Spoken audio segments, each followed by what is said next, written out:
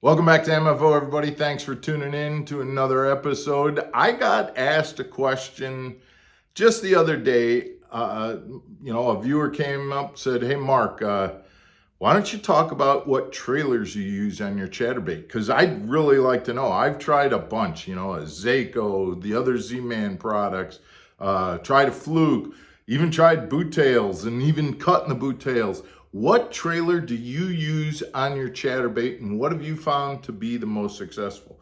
My answer surprised him. It may surprise you. So why don't you stick around? We'll talk about what I've found to be the most consistent fish catching trailer that I put behind my chatterbaits. We'll be back right after this.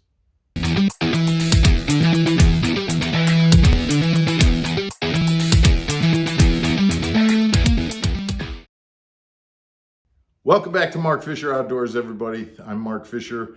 As you noticed, we've kind of shortened that intro a little bit. We'd love to get your comments as to whether or not you think it's too short, whether you like the longer one, or whether you'd rather not have any intro at all. We'd like to hear that. Real quick before I get into what my favorite trailer is for chatterbaits, if you wouldn't mind, please hit that subscribe button, hit the notification button, send us your comments on this topic, and for sure hit that thumbs up if you like the content.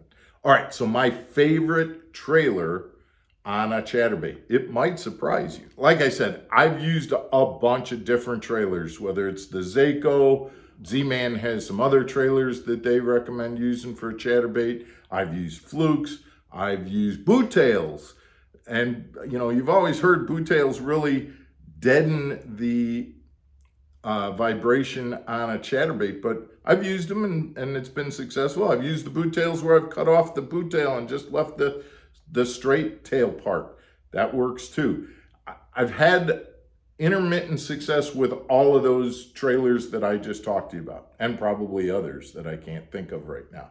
But the one that is the most, what I would say, consistent, in that I consistently get bites.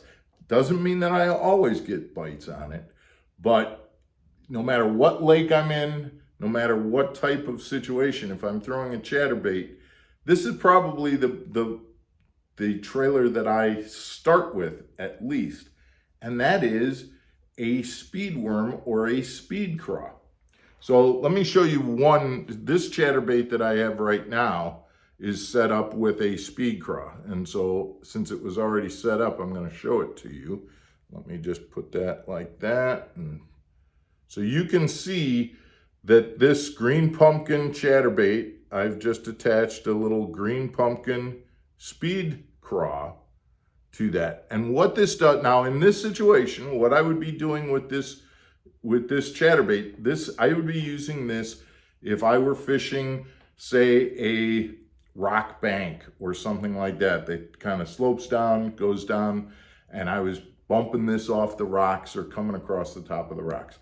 Be looking at having this imitate a crayfish as it's scooting across the rocks. I would be hitting the rocks, vibrating with this, but then killing it, letting it sink, and things like that.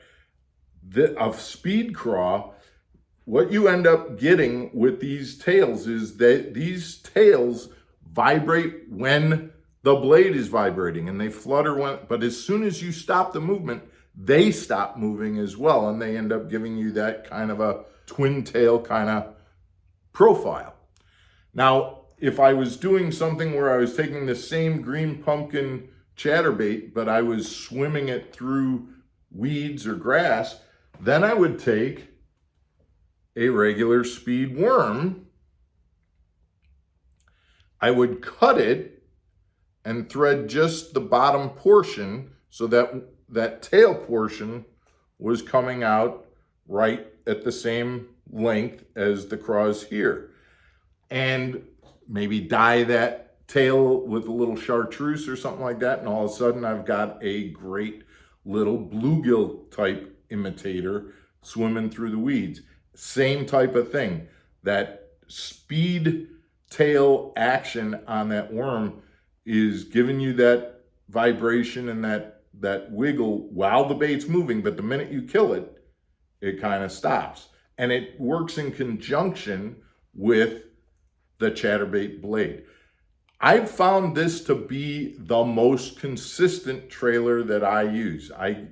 It doesn't work all the time, but a lot of the other trailers don't seem to work all the time either. And this is one that I find works in more situations and more different situations than the other ones. I may use a Zaco and find out, oh man, this works great when the water's clear, but really doesn't work at all in stained water, dirty water, or Wisconsin lakes versus a impoundment type of a lake or things like that. This one is more consistent where it works in a lot of different situations. I'd love to hear your comments. I don't know whether you have ever tried this. If not, give it a try the next time you're out throwing a chatterbait and see whether you don't get a few more bites using a speed worm or a speed craw. Don't forget to dye those tails if it makes sense to do so. Guys, we appreciate you tuning in to Mark Fisher Outdoors. We hope you have a good weekend, and we will see you back here on Monday, Labor Day, for another episode of Mark Fisher Outdoors. Take care, everybody.